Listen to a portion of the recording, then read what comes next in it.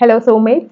You are especially welcome to my YouTube channel. My name is Princess Okonkwo, and if today is your first time visiting my page, I want to say a very big thank you to you. Thank you for stopping by. Please don't hesitate to hit the subscribe button and also turn on the notification bell so that you can become a member of my sewing family.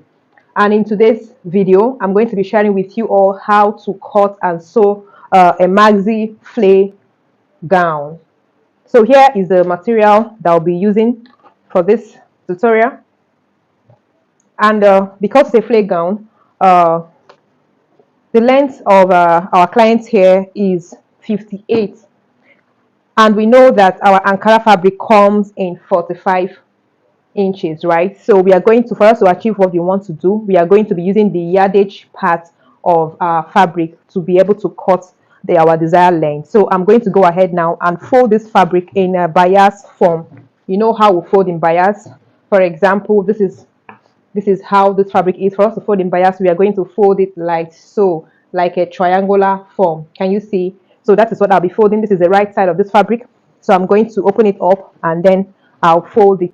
So having sprayed our fabric like so, can you see? I would like to start from this very edge because of the length of the gown. So I would like to get my straight line from here. I would like to mark out a straight line here. I'll be using lining to turn this gown. I would like to measure 2 inches to be able to turn my lining in. I hope you understand what I mean by that. So I would like to mark it out. So this is my 2 inches line, and this is where the actual length of the gown stops. Okay, so from here now I'm going to measure all the way the length of my gown from here. So I will measure my 58 inches, mark this place, my starting point. So now before I begin, because of the style I'm making, I'm going to put a zipper at the front of this gown. So I would like to mark my 1 inch for zipper allowance in front before we start. Okay, because every other measurement will be starting after this mark.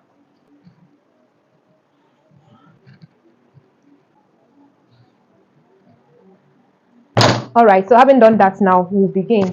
So for us to start, we have to mark out our shoulder measurement. The shoulder measurement I'm working with is 14. I would like to add ½ inch for my joining. Remember that we are doing all the markings on the fabric, so it's important for us to also add our allowances. We will not have a shortage of fabric. Okay, so I'll mark my 7.5 here.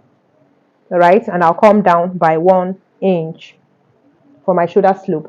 All right, the neck of this fabric, remember that every measurement I'm making starts after this 1 inch allowance. Don't forget that. So my neck width is going to be 3 inches, and my neck depth, I want to make it 4 inches. All right, so the next thing, I'm going to impute every other measurement I have: shoulder to bust, shoulder to waist, shoulder to hip, and so on. So from here now, shoulder to bust point is 10 inches plus joining allowance. I will mark 10.5. Shoulder to my waist is 18 inches plus ½ an inch. And then I'll mark my shoulder to hip. I would like to square all my markings so that I'll be able to, get a straight line to connect it.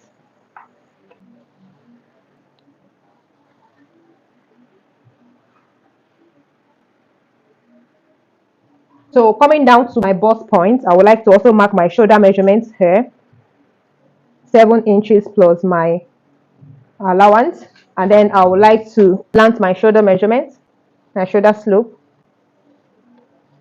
I'll divide this by 2 and mark the midpoint. On the midpoint, I'd like to come in by 0.5. I'll connect it back to the shoulder slant. Now, before I curve out my armhole, I would like to divide my bust circumference by 4. So I'd like to mark it here. And I'll also add 1 inch allowance.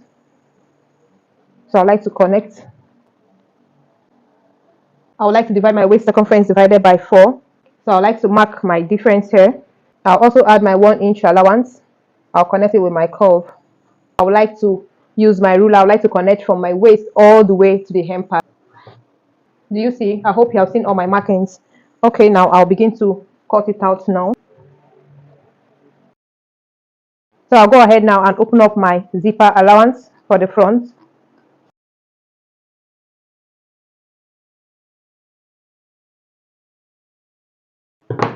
I folded the fabric again for the back. It's still the same way. I folded it in a bias form. And you see the right side is facing the right side. So I'll grab the front and I'll place it on top of it. Make sure it aligns properly. And after doing this, I'll begin to mark out. I'll follow my mark lines.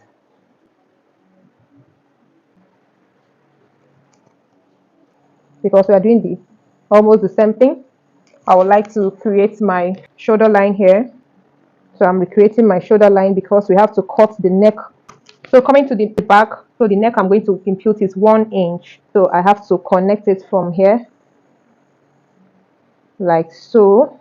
And then I'll cut out because it's just like the same thing that we did in the front.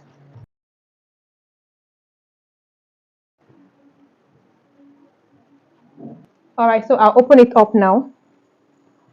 And I would like to contour the back. So I'm going to retrace the 1 inch zipper allowance that we marked for the front. So to do that, I'm going to do it from my waistline. So for my waistline, I'm going to go in by 0.75 is here. Okay, so I'm going to slightly connect it to the down part and also connect it to my neck so overcome any kind of bulge that appears at the back. So right now I'm going to cut it out. We are done here. So the next thing I'll be doing quickly is to cut out my lining. The same thing we cut out for the front and the back. I'm going to cut out my lining like so, and I'm going to iron my lining with the interfacing, and then we'll start sewing this beautiful gown. So mate, it's time for us to sew our lovely beautiful flake gown. So for us to start, I would like to start with the sleeve. Look at the sleeve I cut out for this beautiful gown. So I've also cut out my lining. I reduced the lining by 1.5 so that I'll be able to tuck it inside the sleeves. For us to start, I'll open up my sleeve like so. This is the right side, and I'll place my lining like so. You can see the shortage. I'm going to start sewing it right away.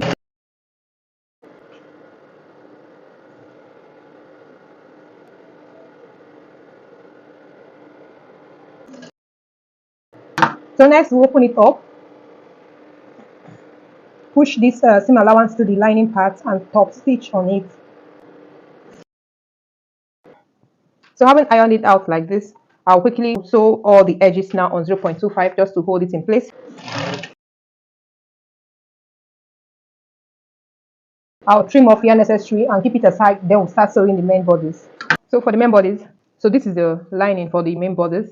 I've gone ahead to iron my interfacing on it so that I can stabilize it, okay? So the first thing now to do is to sew the neck area. So I'm going to open it up and place the lining on each of them, right side facing right side. Then I'll sew the neck area. I'll sew for each one of them, both the front and the back. Make sure you align it properly, and then we are sewing it down on 0.5. Because of my zipper that is coming to the front, I'm not going to sew this to the end because I still have to turn my zipper in. So I stopped zipper allowance area because I notched that part. So that is where my neck region stops. I'll open it now and I'll top stitch. So I've sewn this one and I've top stitch on it. You see, so I'll do for all of them the same thing here. So the next thing to do is to grab the hem parts, and then I'll sew it down on 0.5. So after sewing them down, I'll open them up and also top stitch. Open it up, push all the allowance to the lining part and sew on it. That is how best to top stitch. So mates, I've turned the neck area of this gown and I top stitch on this. This is the back. See how beautiful it's laying. This is the hem area. So for the back now, the next thing I'm going to do, because the design we have at the back, there is no zip, so I'm going to close it up. And so to do that, I'm going to sew the main fabric, part of the main fabric, and then I will sew the lining against the lining. All right, I'll sew it down, I'll close this, I'll close up this area, I'll iron it, and I'll keep it aside. And coming to the front, I've also ironed out the neck area. from the design that we are making, the zip is going to be in the front. I'll go ahead now and sew the zip on it all through to the down part.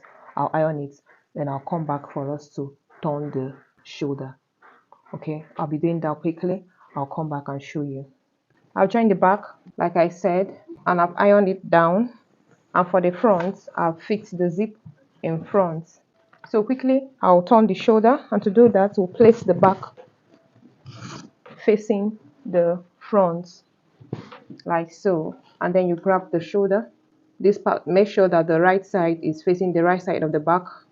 Open it up and try to match up this midpoint like so, and then afterwards I'm going to sew it down from one end to the other end, and I'll do same for this other shoulder.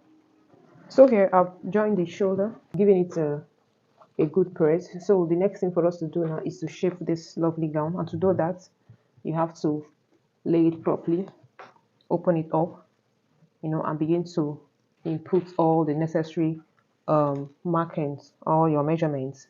Okay, you can see the lines I've marked out here. What I did is to measure my waist circumference on the bust point, divide it and mark the differences, and the same thing applies to the waist region and the hip, and then you use your chalk to create these markings.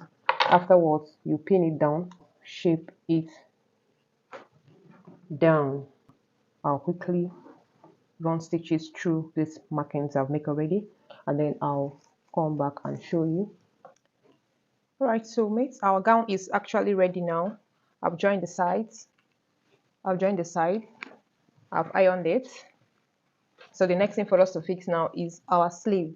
I'm going to sew the sleeves to it now, iron it, and then I'll be showing you the finished look of this beautiful gown. Please stay tuned.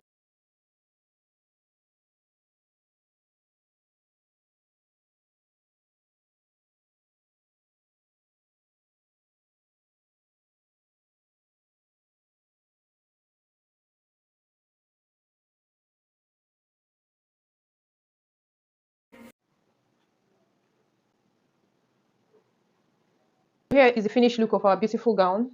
This gown is so neatly finished in and out, and it's so beautiful. Thank you so much for joining me on this, and I'll see you all in my next video. Bye bye.